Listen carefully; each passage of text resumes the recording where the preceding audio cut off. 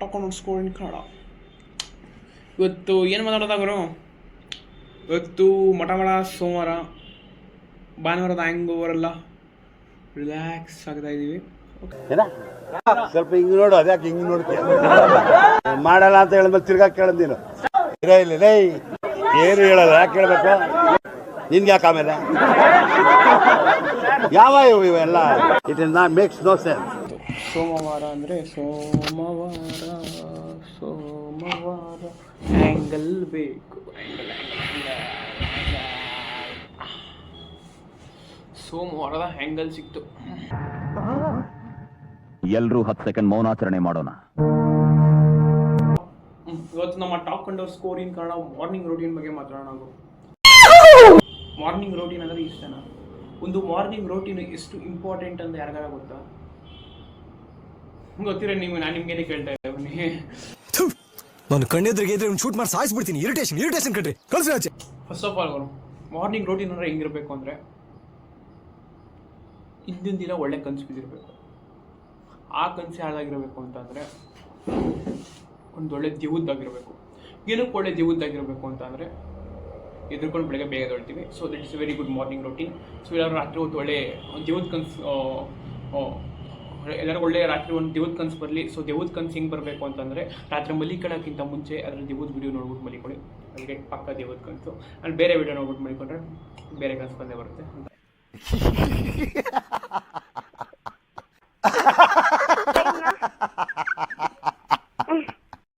ನನ್ನ morning routine decide ಆಗೋದೆ last night ನಾನು ಮಲಿಕೊಳ್ಳೋ ಟೈಮ್ಗೆ.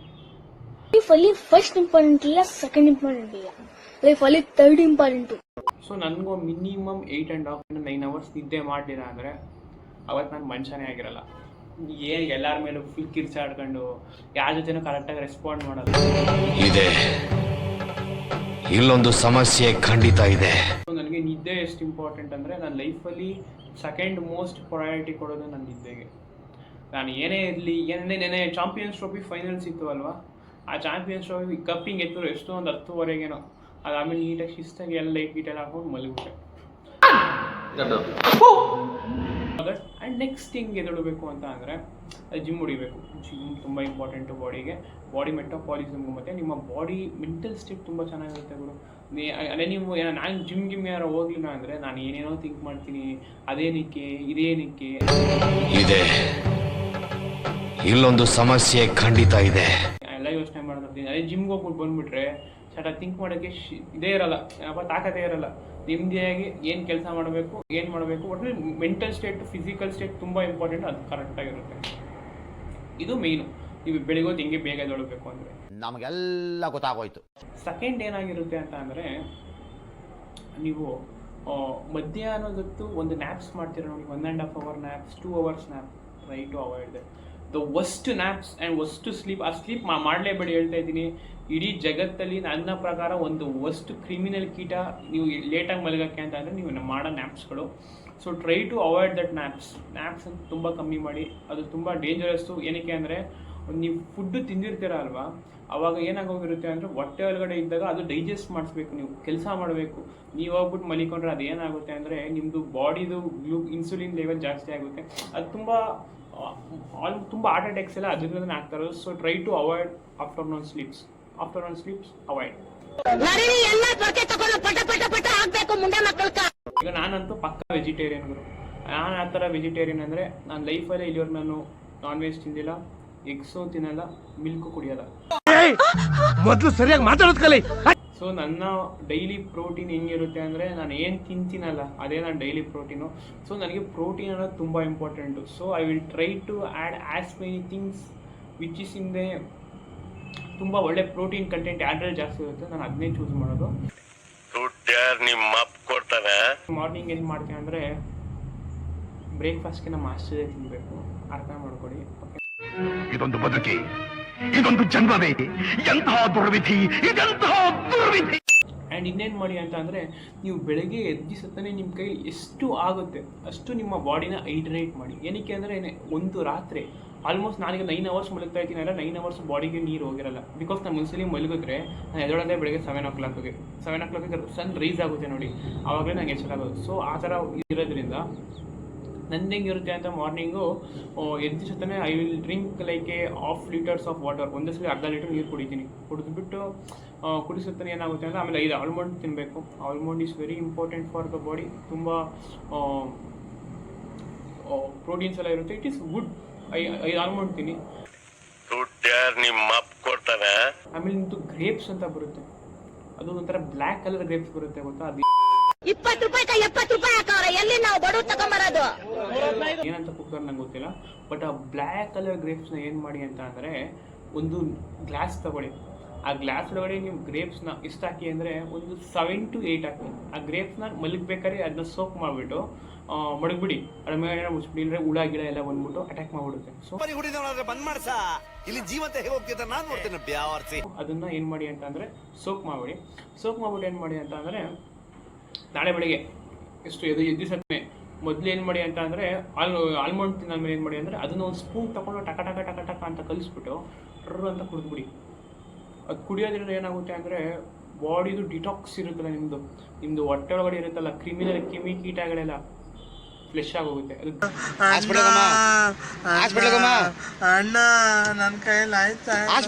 ಆ್ಯಂಡ್ ಅದು ತುಂಬ ಒಳ್ಳೇದು ಗುರು. ಗ್ರೇಪ್ಸ್ ವಾಟರು ತುಂಬ ಒಳ್ಳೇದು. ಆ ಗ್ರೇಪ್ನ ಎಸಿಬೇಡಿ, ಅದನ್ನು ತಿನ್ನಿ.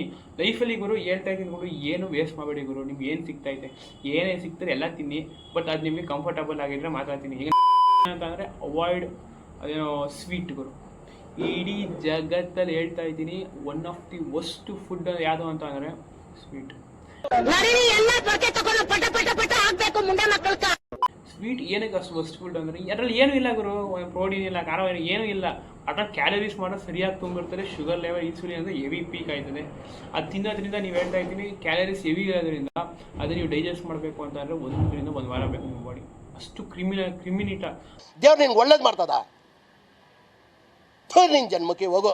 ನಾನೀಗ ಸ್ವೀಟ್ ತಿಂದೆ ಆಯಿತು ಎಷ್ಟು ಫಿಸಿಕಲ್ ಆಗಿ ನಾನು ಸ್ವೀಟ್ ತಿಂದು 9 ತಿಂಗಳಾಯಿತು. ಮೀನ್ಸ್ ಜ್ಯೂಸಲ್ಲೆಲ್ಲ ಇರುತ್ತೆ, ಮೀನ್ಸ್ ಸ್ವಲ್ಪ ಇರುತ್ತಲ್ಲ ಅದರಲ್ಲೆಲ್ಲ ಇರುತ್ತೆ. ಫುಡ್ ಗಿಟ್ಟಲ್ಲಿ ನಾವು ಮಾಮೂಲಿ ತಿನ್ನೋ ಫುಡ್ಡಲ್ಲಿ ಇರುತ್ತೆ. ಬಟ್ ಫಿಸಿಕಲಾಗಿ ಸ್ವೀಟ್ ತಿಂದು ನಾನು ಎಷ್ಟು ಯಾವಾಗ ಗೊತ್ತಾ ತಿಂದಿದ್ದು,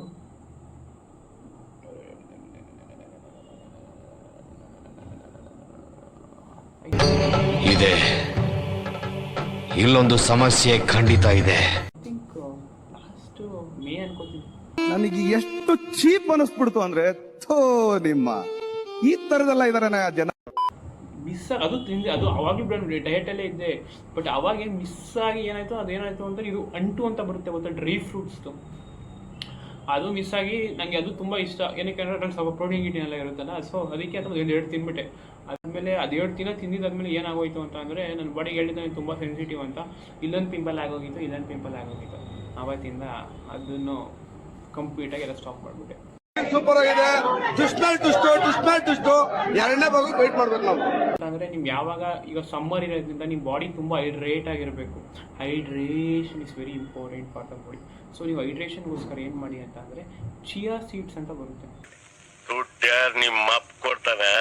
ಅದು ಕಮ್ಮಿ ದುಡ್ಡೆ. ಏನು ಮಾಡಿ ಅಂದರೆ 1 tablespoon ಆಫ್ ಚಿಯಾ ಸೀಡ್ಸ್ ತಗೊಳ್ಳಿ. ಮೊದಲು ಏನು ಮಾಡಿ ಅಂತ ಅಂದರೆ ಅದನ್ನು ಸೋಕ್ ಮಾಡಿಬಿಟ್ಟು ಅದನ್ನು ವಾಟರ್ 1 ಲೀಟ್ರ್ 750 ml ವಾಟರ್ ಜೊತೆ ಮಿಕ್ಸ್ ಮಾಡಿಕೊಂಡು ಕುಡಿತಾರೆ. ಇದು ಕುಡಿಯೋದ್ರಿಂದ ಬಾಡಿ ಹೈಡ್ರೇಟ್ ಆಗಿರುತ್ತೆ, ಬಾಡಿ ಮೆಟಾಬಾಲಿಸಮ್ ತುಂಬ ಇರುತ್ತೆ. ಮತ್ತು ಇನ್ನೊಂದು ನಿಮ್ಗೆ ಸೀಕ್ರೆಟ್ ಹೇಳ್ಕೊಡ್ತೀನಿ, ಸ್ಕಿನ್ ಬ್ರೈಟ್ ಆಗುತ್ತೆ. ನಾನು ಅದು ಸ್ಕಿನ್ ಬ್ರೈಟ್ ಆಗಬೇಕು ಅಂತ ಕೊಡ್ದಿಲ್ಲ, ಬಿಕಾಸ್ ಈಗೆಲ್ಲ ಬ್ರೈಟ್ ಇದೆ. ಸೊ ಓಕೆ, ನಮಗೇನು ಬ್ರೈಟ್ ಆಗೋದು ಬೇಕಾಗಿಲ್ಲ. ಅದು ಏನಕ್ಕೆ ನಾನು ಕುಡ್ದಿದ್ದೆ ಅಂತ ಅಂದರೆ ಇದು ಹೈಡ್ರೇಷನ್ ಚೆನ್ನಾಗಾಗುತ್ತೆ ಅಂತ ಕುಡಿದೆ, ಬಾಡಿ ತಂಪಾಗಿರುತ್ತೆ ಅಂತ. ಬಟ್ ನಾನೇ ಇದು ನೋಡಿದೆ ಅಂದರೆ ನನ್ನ ಸ್ಕಿನ್ ಇಲ್ಲಿ ನೋಡಿ ಡಾರ್ಕ್ ಮಾರ್ಕ್ಸ್ ಬರುತ್ತೆ, ಕರೆಕ್ಟಾಗಿ ನಿದ್ದೆ ಆಗಿಲ್ಲ ಅಂದರೆ ಎಲ್ಲ ನೀಟಾಗಿ ಕ್ಲಿಯರ್ ಆಗೋಯ್ತು. ಆ್ಯಂಡ್ ಒಂಥರ ಗ್ಲೋ ಬಂತು.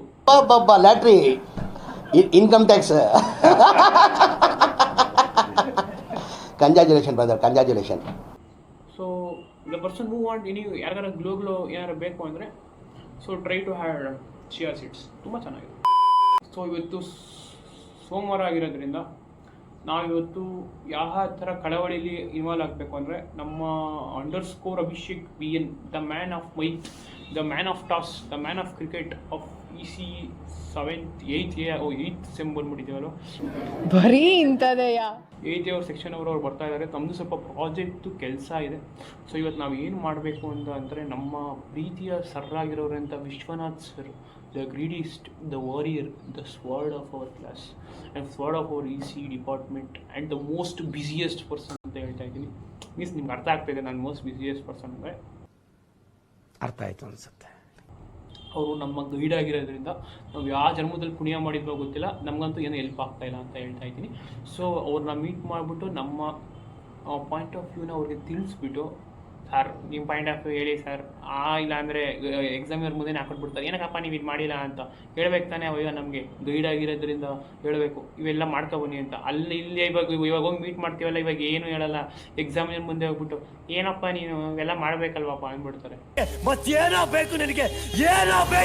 ಸೊ ಆ ಸರ್ಗೊಂದು ಸ್ವಲ್ಪ ಹೇಳಬೇಕು, ಸರ್ ಅಲ್ಲೇನೋ ಹೇಳ್ಬಿಡಿ, ನಿಮ್ಗೆ ಏನೇನು ಬೇಕೆಲ್ಲ ಹೇಳ್ಬಿಡಿ, ಮಾಡ್ಕೊಬಂದು ಕೊಟ್ಬಿಡ್ತೀವಿ, ಕೈ ಮುಗಿಸ್ಬಿಡ್ತೀವಿ, ಎಕ್ಸಾಮಿಯರ್ ಮುಂದೆ ಮಾಮೂಲಿ ರೀತಿ ತೆಗಿಬಿಡಿ ಅಂತ ಅದೊಂದು ಹೇಳ್ಕೊಂಡು, ನಮ್ಮ ನಾಗರಾಜು ಸರ್ ಇಲ್ಲ ಫಸ್ಟ್ ಅಂದ್ಬಿಟ್ರು, ಇಲ್ಲ ಸ್ಲೂ ಅಂದ್ಬಿಟ್ರು, ನೋಡ್ಕೊಂಬಿಟ್ರು ಅಂತ ಅವ್ರನ್ನ ಮೀಟ್ ಮಾಡಿಕೊಂಡು ಅವ್ರು ಏನು ಮಾಡಬೇಕು ಅಂತ ಅಂದರೆ, ಒಂದು ರಿಸರ್ಚ್ ಪೇಪರ್ ಅಂತ ಮಾಡಬೇಕಂತೆ.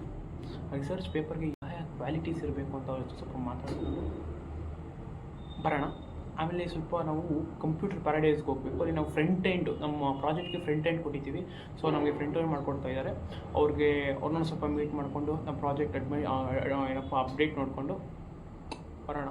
ಓಕೆನಾ? ವೆಯ್ಟ್ ಮಾಡ್ತಾರೆ. ಈಗ ಇನ್ನೂ ಸ್ನಾನ ಆಗಿಲ್ಲ, ಆಗಲೇ 9 ಗಂಟೆ ಆಗೋಗಿದೆ. ಲೈಫಲ್ಲಿ ಏನೇ ಮಿಸ್ ಮಾಡಿದ್ರು ಸ್ನಾನ ಅಂತ ಮಿಸ್ ಮಾಡಿಬಿಡಿ. ಏನಕ್ಕೆ ಅಂದರೆ it is very important for. ಚೆನ್ನಾಗಿದೆ ಮೂವಿ, ಆದ್ರೆ ಮಾತ್ರ ಹೆಂಗ್ ತೆಗ್ದಾರ ಅಂತ ಗೊತ್ತಿಲ್ಲ. ಮೂವಿ ಸೂಪರ್ ಆಗಿದೆ ಮೂವಿ, ಆದ್ರೆ ಹೆಂಗೆ ಡಿಸ್ಟೆನ್ಸ್ ಆಗಿದೆ ಮೂವಿ, ಆದ್ರೂ ಮಾತ್ರ ಚೆನ್ನಾಗಿ ತೆಗ್ದಿಲ್ಲ ಅಂತ ಹೇಳಕ್ಕೂ ಆಗಲ್ಲ, ನಾವು ತೆಗ್ದಿದ್ದಾರೆ ಅಂತಾನು ಹೇಳಕ್ಕಾಗಲ್ಲ. ಮೂವಿ ಸೂಪರ್ ಆಗಿ ಮೂವಿ ತೆಗ್ದವ್ರೆ ಮಾತ್ರ. ಆದ್ರೆ ಮಾತ್ರ ಫಿಲಮು ಅಪ್ಪನ ತೆಗೆಯೋದು ಅದೆಲ್ಲ ಸೂಪರ್ ಮೂವಿನೇ, ಆದ್ರೆ ಮಾತ್ರ ಡಿಸ್ಟೆನ್ಸ್ ಆಗಿ ತೆಗ್ದವ್ರೆ ಮಾತ್ರ. ಸೂಪರ್ ಆಗಿದೆ ಮೂವಿ ಮಾತ್ರ.